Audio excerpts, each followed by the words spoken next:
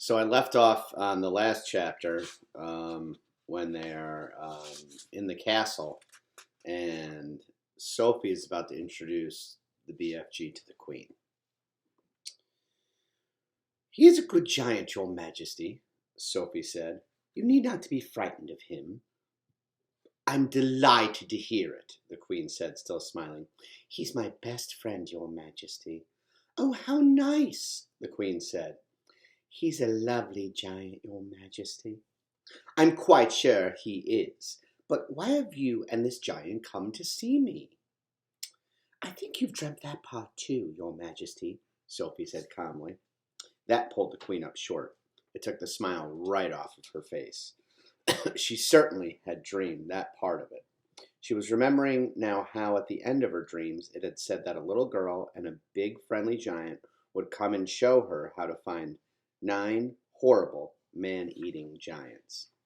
But be careful, the Queen told herself. Keep very calm, because this is surely not very far from out of place where madness begins. "You did dream that, didn't you, your Majesty?" Sophie said.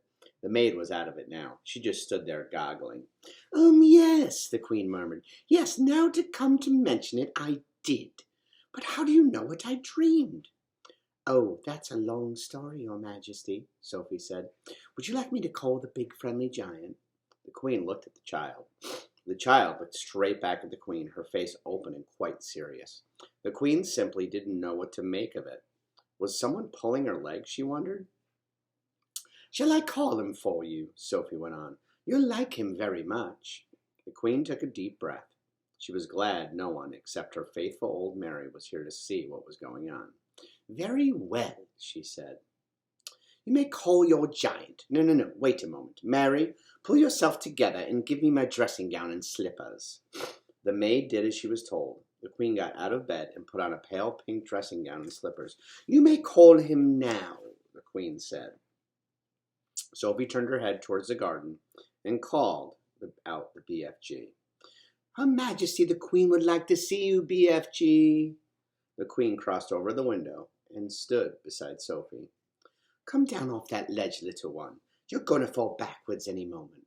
Sophie jumped down into the Queen's room and stood beside the Queen at the open window. Mary the maid stood behind them. Her hands were now planted firmly on her hips, and there was a look on her face which seemed to say, "I want no part of this fiasco." "I don't see any giant," the Queen said. "Oh, please wait," Sophie said. "Shall I take her away now, ma'am?" the maid said. "Yes, take her downstairs and give her some breakfast," the Queen said. Just then there was a rustle in the bushes beside the lake. Then out he came, 24 feet tall, wearing his black cloak with the grace of a nobleman.